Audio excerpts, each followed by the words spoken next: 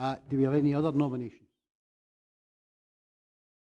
Provost Groom, can I ask you to assume the chair, please?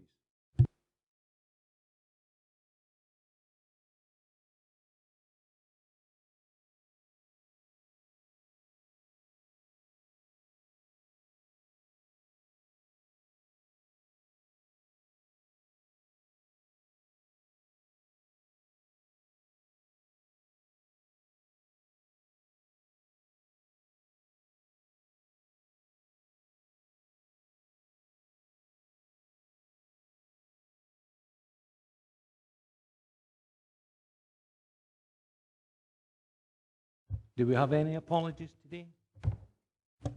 Thank you, Chairman. We have 2 apologies from Councillor Dyson and the leader, and in their place we've got 2 substitutes here, Councillor Carruthers and Councillor Ferguson.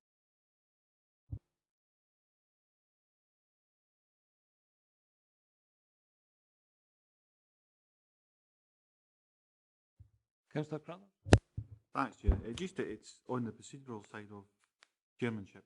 Is this a permanent fixture, or is it something we do have to do every time? I'm only a substitute in here, but just as an inquiry. On the minutes, it's down as you being the chair. I thought at the time it was a permanent fixture. Could you just get clarity on that, please?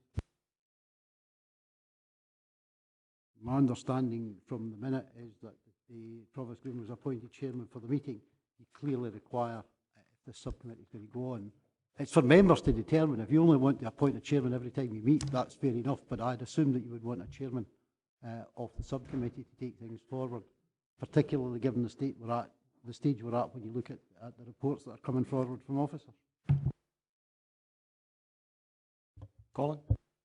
Presumably, obviously wasn't attendance at last meeting, presumably that there was a reason for not appointing a permanent chairman the last time, and looking at the minutes, it was on the basis of receiving further formal advice from the Standards Commission.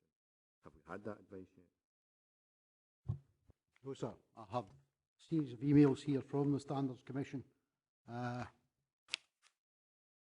happens in other organisations as well as the council. There was a change of personnel.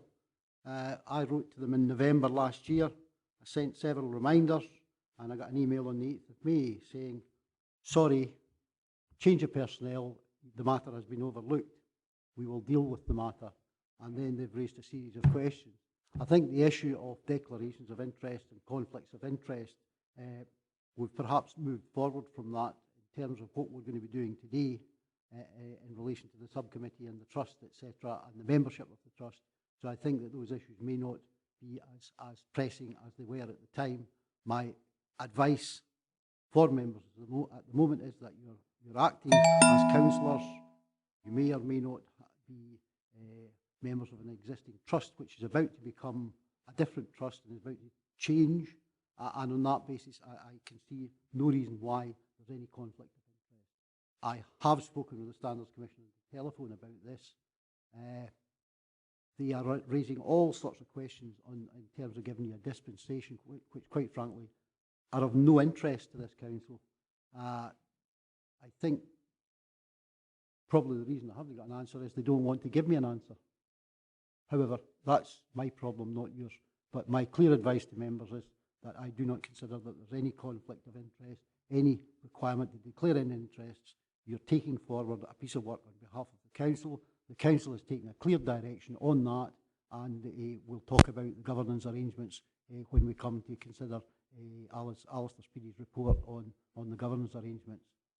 So my advice is there's no requirement to declare any interest. I don't see a conflict of interest, and I don't see anything perverse in appointing a chairman of this subcommittee.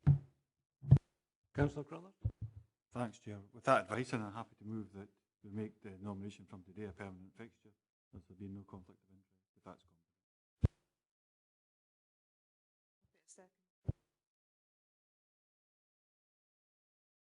Thank you.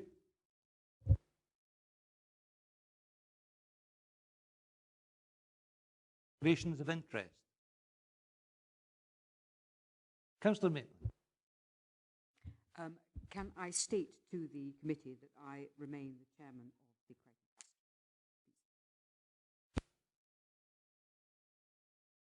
Sub? For how much longer?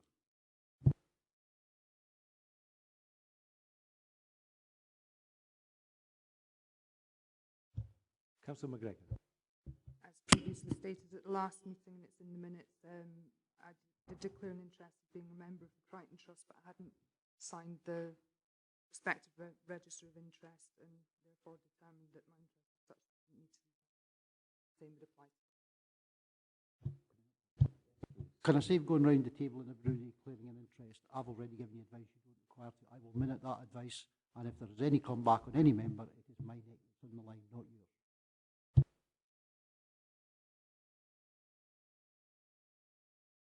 Thank you. Now that we've got declarations of interest out of the way at the moment, can we go to item number 3, which is the minute of the meeting of the 23rd of November?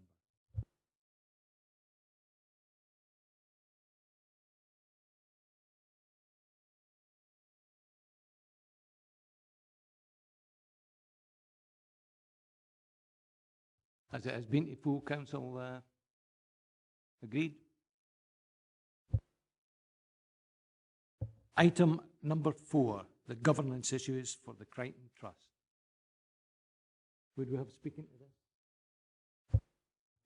Ewan, or your other name is guest speaker? Thank you. Thank you, Chair.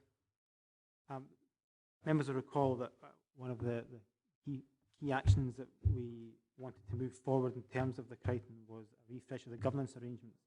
And the report we've brought before you today recommends a new governance structure following work that we've carried out to look at the most effective way of moving this forward, and also seeking approval for a process to recruit new directors to the Crichton Trust. Section 4 of the report gives an overview of the considerations we've had there, and this is quite a short section, but the actual detail behind this is very significant in terms of the work we've carried out. Section 5 outlines the new arrangements, and Section 6 outlines the proposal for the appointment of new directors. But if I could draw members' attention to the appendix, which is page 14 out of 18 of the papers, and just very briefly, I think this gives a good overview of what we would seek approval for today in terms of the new governance arrangements. What this is clearly setting out is the role of this subcommittee as the key governance link to the Crichton, setting the vision for direction and agreeing business plan for the trust, and crucially the scrutiny role in there. The Crichton Trust then becomes the sole council, becomes the sole member of the trust and appoints 10 directors. It sets out the strategy and vision and ensures that that board has the right skill sets around it to drive forward the Crichton, and the development company, which is owned by the Crichton Trust, has a new board of directors appointed by the trust, and that's the company responsible for the management and daily operations of the Crichton. And that's as much as I think I'll say just now in opening, and happy to take questions.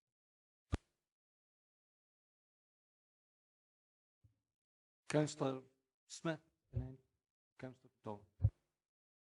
I was going to say it's all changed, but actually it doesn't look like all changed to me. It's very similar to the previous structure. Can I just confirm that obviously the Crichton Development Company will effectively be members from the Crichton Trust? Who will determine how many there will be? Will that just be the Crichton Trust that will do that? The other issue is that we've got a criteria here for members of the Crichton Trust. It seems perfectly reasonable to me that people should meet that criteria, but at the same time, in the report, you're advocating that existing members of the trust should continue, with the exception obviously of councillors.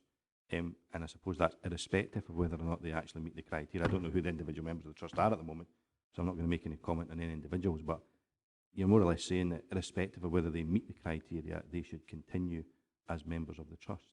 Does that mean we could end up with that, I suppose, almost a two-tier structure, if you like, people that meet the criteria and potentially people that don't actually meet the criteria? Disagree? Thank you.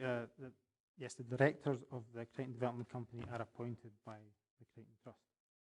They would be directors of the Crichton Trust that are appointed. Taking the second question raised, there's two things here. One is feel that the 4 remaining directors, if you like, of the trust who are present do have a wide knowledge of the Crichton, have been involved for a number of years, and have a range of skills across finance, planning, and conservation. That, plus I think the need to keep some continuity from the existing board, at least in the short term. I think I'm quite confident that we have the right, we would not be, your words, creating a two-tier system here. We have the right skill set within the directors. Should also say these directors have to be invited to maintain their position as well. And that would be subject to us going back to them. But I feel that that would give us the best opportunity to move forward and appoint fresh directors and bring forward the full board. Come back, Colin. Yeah, I mean, there's a couple of things there. Obviously, if the Crichton Trust effectively are the Crichton Development Company, when it comes to monitoring and delivery of the business plan for the development company, there's a kind of, not a conflict of interest there, but there was almost there's no separation, if you like. There's a separation between the subcommittee and the Crichton Trust. We will monitor the delivery of the business plan for the trust. That's our role as a Crichton subcommittee, or whoever's appointed to the new Crichton subcommittee. But what you're and none of the people that are on the Crichton subcommittee will be part of the Crichton Trust. So monitoring and delivery of the business plan for the trust is a reasonable task to ask them to do. But you're actually also asking the Crichton Trust, who will be the same people that will be on the Crichton Development Company, to monitor themselves. I just wonder whether there's a conflict there. But could you elaborate a wee bit on, you'll invite the current members? I mean, I don't know who the current members are. If it's the same people that were there when I was a member of the trust, then frankly they probably do meet the criteria. A lot of very good people on that trust. But you said you'll invite them, so we'll presumably have to go through some sort of process in order to be on the new trust.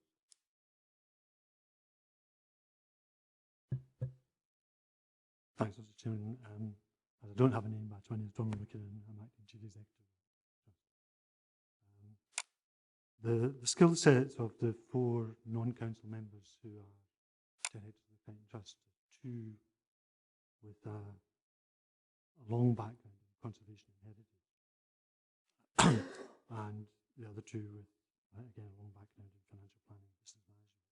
So we're talking about 2 highly respected figures in conservation, Scotland, 2 members of the august body, the Institute of Chartered Accountants of Scotland, who have extensive experience. So the proposal, if the subcommittee agrees to it, is to ask them to remain on the board, but as council appointees. 2 of them, currently one was appointed by the Architectural Heritage Society of Scotland, and one was appointed by the Dumfries and Galloway Chamber. The other 2 were actual appointees of the council. So the skill set highlighted at paragraph 6.2 is what I would envisage being included in a public advert, and then a decision about new members being a joint decision, but technically really a decision of councils. I hope we could involve the skills and experience of the existing members in that process as well. And that's what the recommendation is. The other point about monitoring, I do think what has happened over the past 8 to 10 months, focusing on Crichton development as a trading arm, this distinction between the 2. If the proposal for you that Crichton Trust appoint members from its own directors is what I see as an expedient way forward, a simple way forward, but it would remain a decision for the Crichton Trust. If at some point in the future they thought they could need someone with another skill set, say event management or another area of business being developed by this trading arm. Councillor Crothers, and then Councillor McCaughey. Thank you, Chair. It was on a similar view Councillor Smith was talking about. See in the appendix, it's quite clear that the Crichton Development Company are accountable to the Crichton Trust. And I would have thought, but I don't know if there's a governance issue there or not, I would have thought the Crichton Trust would then be accountable to the Crichton Subcommittee, but that's certainly not apparent within here. And just when I'm on anyways, Councillor McGregor brought it to my attention, and bullet point 3 in the first top right-hand side box, strategic, next to the Crichton Subcommittee, would that be better worded? Scrutinise, monitor and agree the delivery of the business plan. As much, who is the Crichton Trust accountable to? Is it the subcommittee? And if it is, should we have that? Should that be implicit in one of the strategic boxes? Well, the Crichton Trust would be an independent trust, but it'd be owned by the council, and therefore, in terms of the structure we put in place, it's accountable to the council via this subcommittee. And very much, this was the step change we wanted to make, to have a subcommittee giving the direction and the overall view from the council to influence the trust. And I think it's probably implicit in the box there in terms of scrutiny, not explicit. I don't think there's a problem making that stronger, but absolutely the role of the committee would have, in our committee terms, a scrutiny function. Thanks, Chair. I thought that was the case, certainly, Ewan, but because it's absolutely clear and bullet pointed that within the Crichton Development Company, I just wonder if we should have had it contained as well, so it's absolutely clear within the Crichton Subcommittee. Councillor McCockey. Thanks, Chairman. I think the basis report is fine, except the fact that they probably need to keep a bit of continuity there, because if you're going to bring in new blood, and I think I know one or two of the individuals that are involved that have been kept on, and I think they have contributed. But I'm well aware, having spent 8 years on the trust and the development company in the past, that a few duffers that have been appointed as well. And unfortunately, what's not addressed in here is a means of getting rid of the folk who are not up to the mark. And I think what needs to be done, because I know we're in great trouble getting rid of a previous chairman, nameless, but because they don't have a fixed time of office, I think we need to put that in. That those appointed should only be there in this instance for the duration of this council, and it may be reviewed in 2017.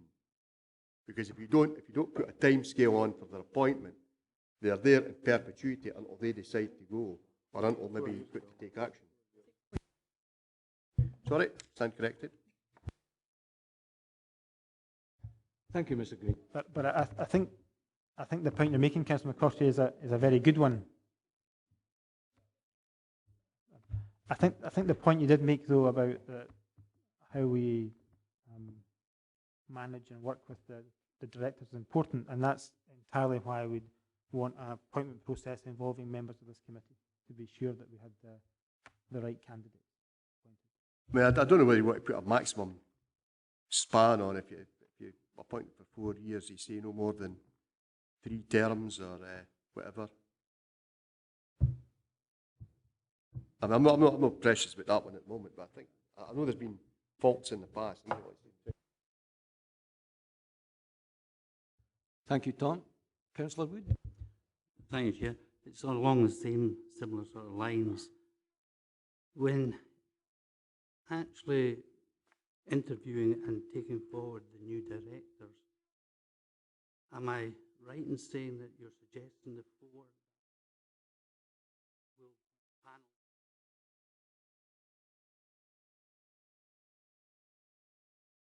Well, we would they would be involved, but we want the panel led by members of the subcommittee here, with Donald as the acting chief executive advising members, and we'd anticipate, I think we said 2 of the existing directors would be involved in interviews as well.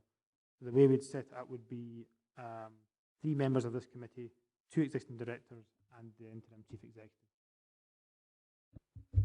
Then setting out that interview panel, I take it you'll take into consideration the Equalities Act and making sure that you have a balance of gender on that interview panel, yes? Absolutely.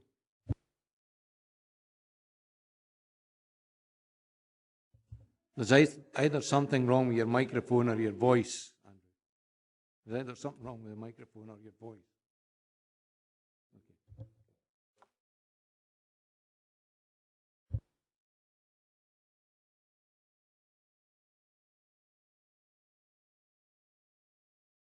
Others? No, thanks, Chair. Just it's another one. 7.2, it says the Crichton Trust Scottish Enterprise, Dumfries and Galloway Chamber of Commerce and the Architectural Heritage Society of Scotland have been consulted and have been informed of the recommendations. Did they have a view? Did they have any kind of view in regards to this?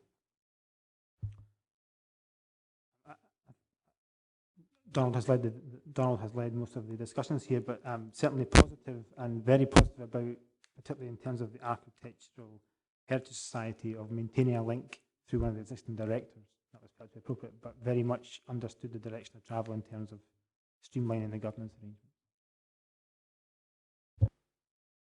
Thank you. Could we go to the recommendations? 2.1,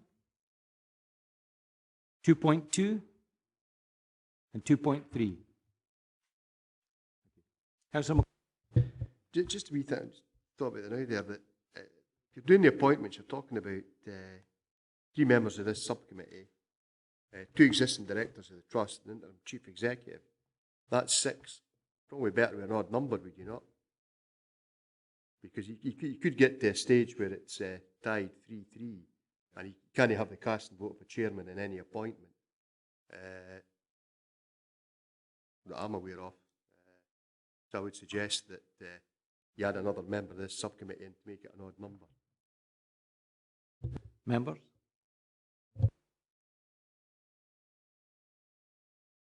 Councillor Maitland. Well, I mean, you know, I don't think you want a sort of array of people, but is it actually true that you can't? That was the case. I thought you could. And I mean, I'm not precious about it, but you know, I think. As well. I'm trying to work back to my memory. Something tells me that it's unusual to give someone a casting vote for an appointment. My recollection is that you draw lots. If you have 2 candidates of equal stature, you draw lots. I'm sure it's standard orders. You can't have a chairman cast and vote for an appointment. And if you do it by a lot, that's fair enough if you're appointing the provost. But I don't think if you're appointing somebody to a board, it's a fair thing. So I think put another member in there. Aye. Can we put another member in then? Okay.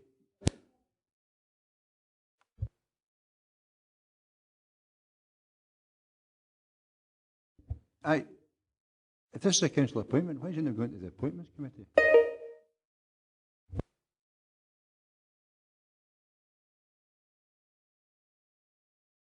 It's not a council appointment, so you're appointed to an external board. It's a body you're appointed to, not a council appointment.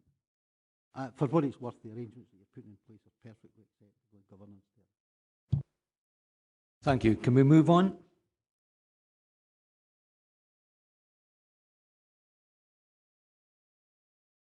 Item 5. Yourself again, Ewan? Thank you. And this purpose of this report is to bring back an assessment of the options that we've looked at in terms of ways where the council may apply additional funding to the Crichton in line with the recommendations in the business plan that was brought forward previously.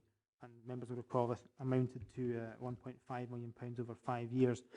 On the basis of that funding is to grow the number of student places to a sustainable level on the Crichton campus.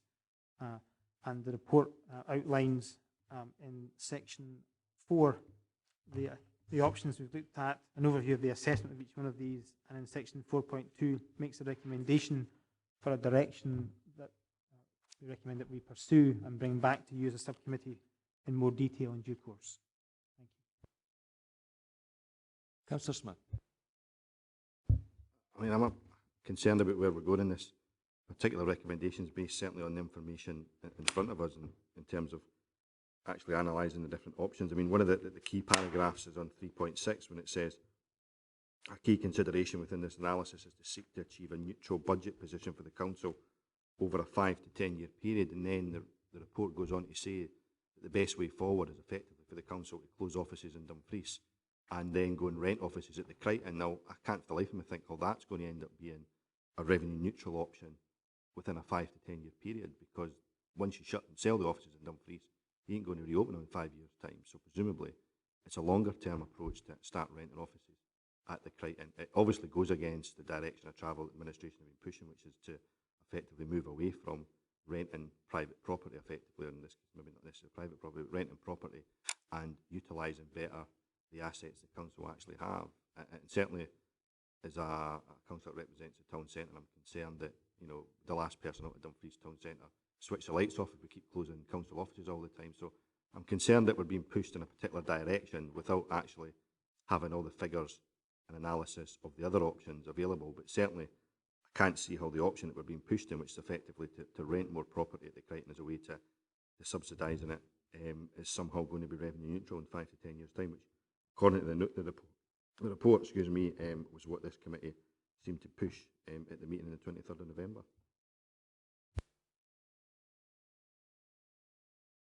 Ewan? I think the recommendation for this report is bringing forward an option based on option 3 and 4. In terms of relocating staff to the Crichton, there are several reasons behind that. One was the potential to release assets elsewhere, which could provide a receipt. There may be a revenue saving associated with relocation also. And also, there are a number of buildings in the Crichton which we have to find a sustainable use for, and one of the ways of avoiding a significant cost downstream in terms of the upkeep and maintenance of these buildings is to use them for a base for council staff, which is largely what's been outlined here.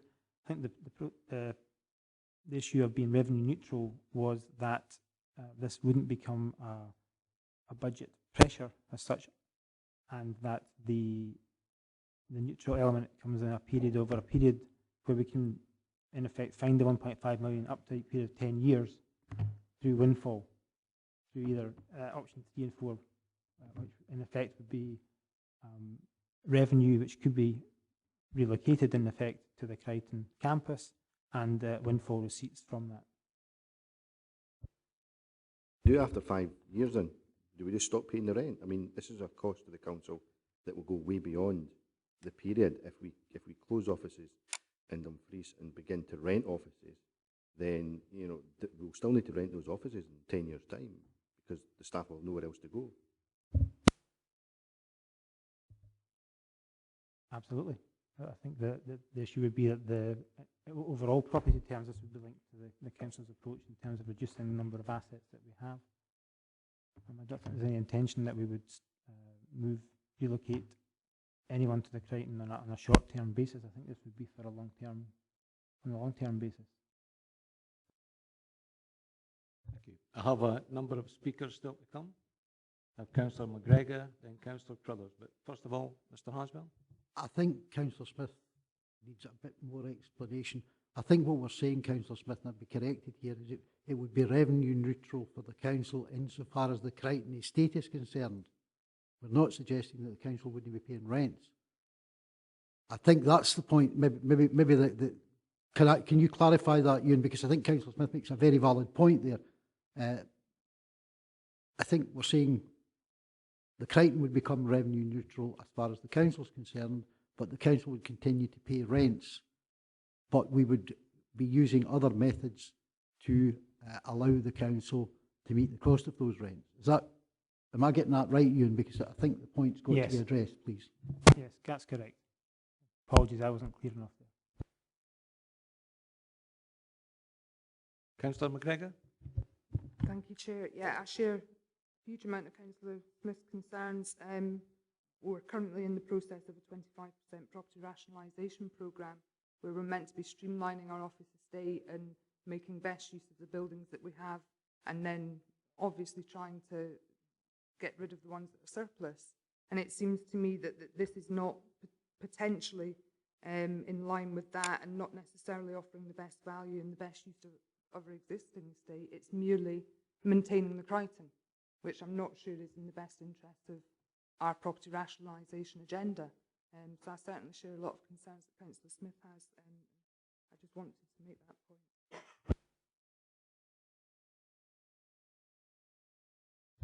I think that's the level of detail we want to bring back to you. If we agree that's the direction of travel, to have that that discussion. I think what we're asking members to do is to accept that we're going to discount some of the options. Members are not comfortable with just accepting options 3 and 4. Could we at least go through the options and discount the ones that you feel you're prepared to accept are non-runners at all, and then we can come back and put some flesh on the bones of anything that you feel would be worthwhile looking at. Certainly, in terms of the council's property portfolio, we've looked closely at the suggestion, and we think that there is an avenue there for the council to benefit as well as the Crichton benefit.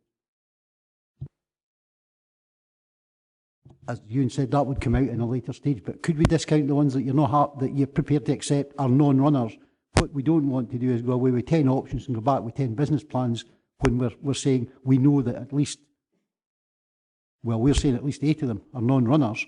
You may think that one of them is a runner, but could we maybe do that, Chairman, Provost, rather than, would that be helpful? Members? I have Councillor Crothers, Martin, McCaughey, Maitland and Wood, in that order. Thank you. Thanks very much, Chair. I think, I mean, I do share when I only got this morning, so I apologise. Some of these questions I maybe would have got answered before I come in, but the questions that have popped up were similar to what Councillor Smith has come up with as well. But there's also, if we're looking to put some of our services up there, it's been, in the past, it's been mooted that DGHP could potentially move from there. Will that come back as part of the consideration? If they do, are they looking to be fixed in there in the longevity as well? The Dumfries Learning Town project, is that part of the bigger picture? The potential that might or might not come from that, depending what happens. And option 6, I've seen the assessments asking to rule it out, but I think there's about 5.1 million in there. I don't know if you'd rule it out absolutely completely. Okay, that's only when it comes to options. I'm happy with 3, 4. But not ruling out option 6 completely, just as a backstop. Councillor Martin. Thanks, Chair. I've got the same concerns as what Councillor Smith has there, but one of the main concerns I've got up there, I don't see anything here in 3 and 4 or any of the option. The biggest problem we've got at Crichton at the moment is the transport infrastructure up to the Crichton, and this seems to be pushing more and more traffic up to the Crichton, up that road. Even if the time the hospital moves, if the Learning Town thing goes ahead, which it may, as I say, the traffic there is going to be really horrendous, because it's got to be actually more traffic going up that road, and yet none of these options we see anything about the transport. Is there any assessment being made about the effect of transport up to there if we do, if the offices are moved up to there? Not specifically in relation to this report, but the issues and access to the Crichton is definitely being considered in the round the town centre access as building on the White Sands work that we're doing. We have to consider the impact of White Sands, what's happening in the Crichton, and then anything else of a significant nature. So it is being addressed, but not as part of the assessment of these options. We've got, as I say, the White Sands regeneration plan. That could be years away yet. And we seem to be talking about moving here pretty quickly. So, as I say, that's a completely irrelevance compared to what's going to happen in the near future if we do move the offices up to there. But in determining the options for the White Sands, we have to consider the options for other access around the town centre as well and to the Crichton. So in the work we're doing right now in terms of White Sands, part of that is the traffic assessment to look at how this all works together in a holistic way. I think if there was an opportunity for a company relocation for 100 new jobs in the Crichton at the moment, we would have the same issue, but we're not going to have that. We know that, and therefore that's why we've put forward the option of potential staff relocation. I absolutely understand the issue around access, but we certainly are addressing that as part of the wider considerations for all the other significant projects and bringing together one I suppose what will be one set of recommendations for action. Councillor McCaughey. Thanks, Chairman. I mean, when I looked at the options, I mean, I agree with the recommendations, option 1, option 2, forget them. Options 3 and 4 I have great difficulty with, because option 3 especially I have no problem whatsoever with CFCR, where you take revenue monies and use that for capital. I don't have a problem with that. It's a very sensible way to operate. What I do not agree with is taking capital money to pay revenue. That's a totally backward way of doing it, because you're effectively selling the family silver to continually pay debts, and that is not sustainable. You haven't got an ever-growing list of properties you can sell off every year in order to pay a revenue contribution to the Crichton. So I'm sorry that funds generated from capital receipts as a non-runner, as far as I'm concerned, I think that's a total waste of public money. Again, if you're talking about moving certain council services up to the Crichton, takes it further away. What impact does that have on the town centre? We're talking about town centre regeneration as well here. That's never been addressed by this. You take bodies away from the town centre, you take offices away from the town centre. The only thing you save by relocating is the insurance, heating costs, etc., minor revenue costs. You can sell the building, you get a capital receipt, and that's the end of the story. You've then got to shell out for a rent. So there's a revenue issue there somewhere. And if it happens to be a specific department, where does that department find it within its budget? Because that budget's going to get cut. And what I don't want to see, take education, for instance. If you move the education offices up there, you've got to find an extra couple of £100,000 a year. What do you cut out of education? Things that affect primary schools or secondary schools. And I think that's got to be looked at. I think option 8, right? And what it says here is, and that's the corporate change fund. There's a pile of money in there. It's revenue money. It says that the agreed range of uses for this does not allow for significant contributions. Now, at the end of the day, it's the elected members who agree the uses. It's quite simple to take a paper to the policy committee, get that changed, because either way, you need to put in a minimum of £300,000 a year for the next 5 years to the Crichton. Let's find a way of doing that. Let's not overcomplicate it by talking about shifting offices, selling properties off. Let's find £300,000 revenue. The corporate change fund is the ideal place. It gives the new board up at the Crichton a chance to look at what's happening up there. Because if you overcomplicate it and you start having to rely on capital receipts to fund it, you're in a sticky wicket. And I'd rather go the simple way. Let's just change the way we operate the corporate change fund, and that solves a problem in a winner. Councillor Maitland. Well, I was going to ask you whether we might have actually done as suggested and gone through the options and absolutely discounted some or argued over them as we go through, because I think we've got to think about what we're trying to achieve here in the big picture. We've got possibility, I would suggest to people, and we've recognised it already, of the Crichton to really deliver, I think, a step change in terms of activity in our area, in our region. And unless we grasp that opportunity quite willingly and take this forward, I think we'd be really missing an opportunity. So really, I'd ask you, Chairman, if you would, to go through the options and argue them out as we go through them, because it seems to me that we're going to go a bit round in circles at this stage unless we do that. And then might I have a wee word after? Councillor Wood, briefly, and then we're going to go to the options. Very briefly, we spent a lot of good money on consultation. None of these options reflect that consultation. Within the consultation, it was quite clear, quite specific, insofar as the Crichton could not go on being supported by public purse. It had to have private investment. I see none of that within any of these options.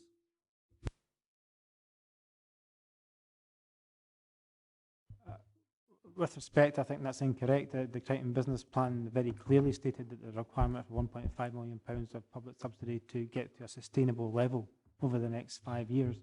There certainly was an element of the plan which was geared towards bringing forward more commercial activity and more business on the site. That's absolutely correct.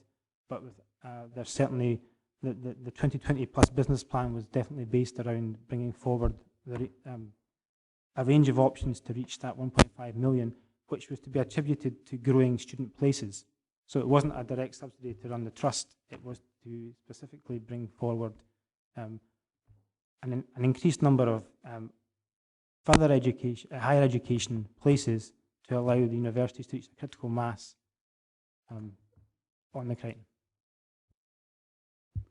I accept what you're saying, but what I'm trying to say is that surely within these options, even to get to that point, there should have been built in some aspect of private investment so that you're starting on the route towards getting a changeover from the public purse to private.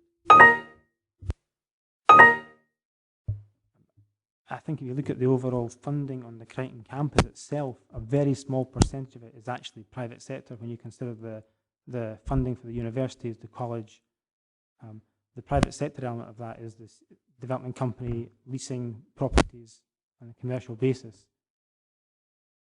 Please forgive me, I totally agree with you, and that is why I'm saying that you start now to get private investment if you're going to take it forward, because once you've finished your 3-5-year plan, you're going to be in the exact same position as we are now, in that it will be the public purse that is supporting it. That's my concern. Can we now go through the options with a simple yes or no? No, I mean, I'm happy to go through the options, but I'm happy to see what the information is. I mean, I know about option one based on my own knowledge, but there'll be members here that won't even have a clue what the accounts, for example, the trust say. So you're asking us to make a decision with absolutely no information in front of us.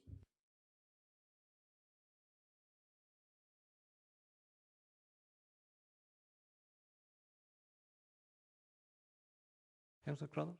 That calls me that very point. I mean, I've got no knowledge on option one at all, so I was going to ask if there's any further information, the reason for that assessment, why that was being constructed in that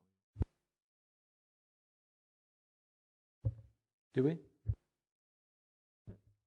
Not with me in a paper for you, but what we've done is look at the revenue and the budgets available for the Crichton Trust, and it's absolutely clear there is nothing coming. There's nothing to be freed up in that budget to bring forward for this. Yeah, I mean, I've got reassurance for the members. I would certainly feel better if the members that are on that, I think they're still on it. If the members still, I mean, I don't know, Mr. Hazel's got a look on his face. I think if members want to get into that level of detail, sir, we'll go away and produce a book about on each option. I think there's an issue there. You have the Chief Executive of the Crichton Trust sitting here saying to you, I cannot make efficiency savings of the level that you require in order to fund what you've got to fund from that. If members want sent a copy of the last set of accounts of the Crichton Trust, I'm quite happy to arrange for that. Or we can defer this whole matter and bring it back to members with more information on each of the options. If that's what members want, that's what I can do.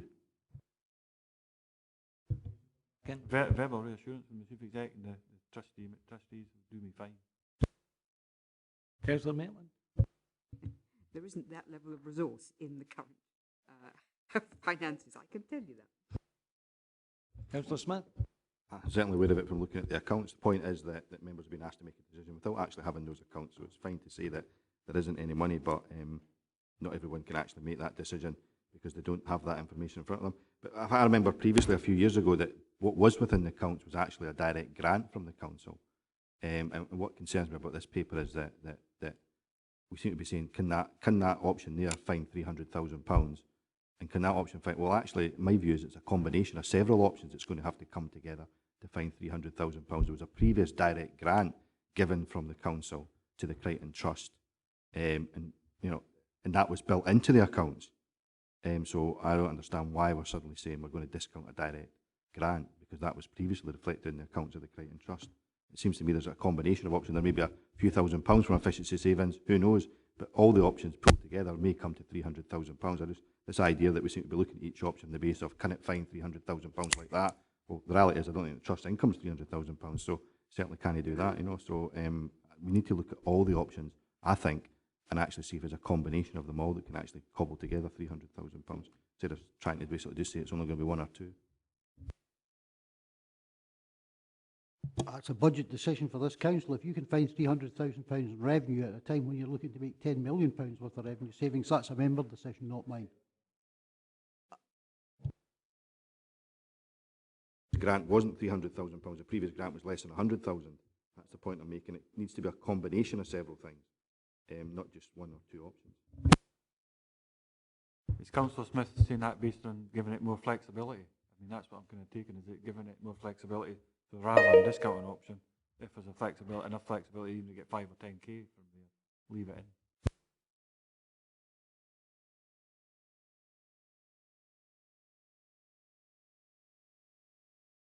Councillor McCocktree? Well, I'm happy to have it continued for further information, but the meeting would have to be an early meeting. So I do think we need further information in certain aspects. If you want to shift offices from town centre, we need to what impact that's going to have in the town centre. You could be taking business away from the town centre. Again, as I've said already, option 8, that just requires a political decision at the policy committee, and you can immediately release £300,000 right away. That needs to be looked at to see what other options are in that corporate change fund. And there's issues around 1 or 2 the other items there that might require a bit of scrutiny. I mean, I do agree, option 1, you should always look to try and save money up at the Crichton, but there's nothing there. You could make major funding savings, I appreciate that. But I think some of these other options, if we've got a bit more flesh in the bones to make a more valued judgment, I'd be happy to have another meeting, but as early as possible to get this resolved.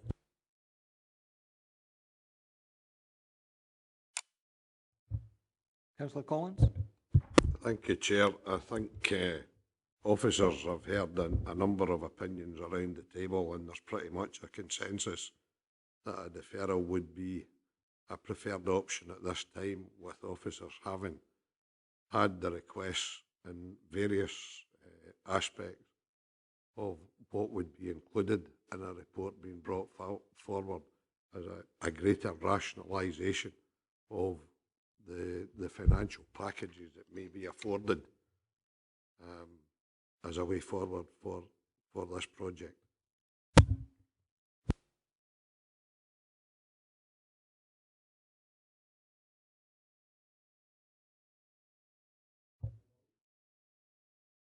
So just, it's what Councillor Collins saying, Deputy Leader, that with 2.1 we know it, but change 2.2 to as per what Deputy Leader is asking for.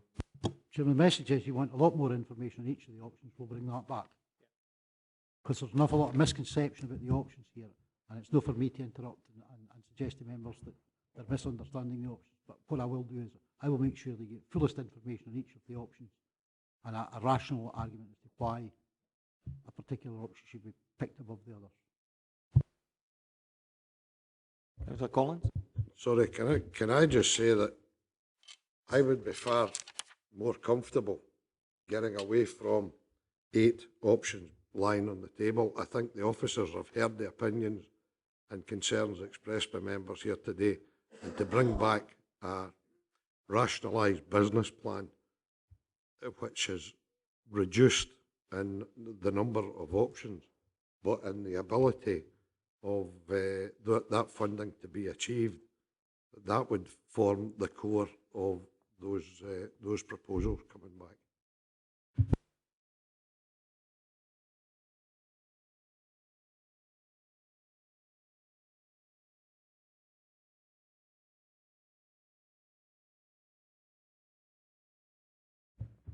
Thank you. Councillor Maitland? If it's 3, 4, are you saying 3, 4, 6, and 8, but 5 follows from 4? I want to... Councillor Smith's asked about option 1.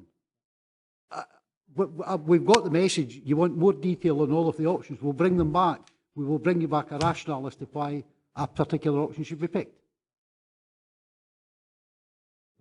Presumably what you were seeking today was simply just to go off and only pursue option 3 and 4. So whatever information you're going to bring back on option 3 and 4, presumably that will be in the report as well. I mean, I think the concern that people have is what will the impact be of basically property rationalisation within Dumfries Town Centre if we go down the route of option 3. Presumably that will be contained within the report. What exactly are you talking about in terms of property rationalisation within the town centre? Because that will certainly impact on my decision as to whether option 3 is the best route and option 4 as well. So presumably what you were going to be carrying on option 3 and 4, what members are looking for is other options to also be looked at as well. I mean, I don't even understand what option 5 is, never mind whether it's actually a valid way forward. But even the direct grant from the council, presumably that will be contained within the report as well. I think it's a case of don't rule everything out, because my concern is you're asking us to go down option 3 and 4 without having a clue what the consequence were going to be of the actual property within Dumfries Town Centre. So, you know, you rule everything out and then you find out what the implications are for the option you've gone down. And I just don't accept that's the best way forward. I'm accepting entirely what Councillor Smith has said. I understand exactly what you've said. What I will say to you is that I'll have to review the actual appropriateness of this committee taking some of the decisions that would have to be taken. This may require to go to the Policy and Resources Committee rather than this subcommittee, because all you were being asked to do was to find £1.5 million, give office the opportunity to find £1.5 million. The detail will require probably to go to the Policy and Resources Committee, which is in charge of the Council's properties. So I do take your point. We will take the thing away and we'll come back to members. Councillor McCarthy, you wish to? I mean, I'm happy to go with that because I always realise this committee is only making recommendations. A lot of things where I go to policy, and again, so suppose we'd agreed to item 6 today, that would have had to go to PHE&S, right? The PHE&S committee might have said, no, you're not going to realign the economic development budget at all, right? So, you know, that's why we need more information. Thank you. Thank you for your attendance.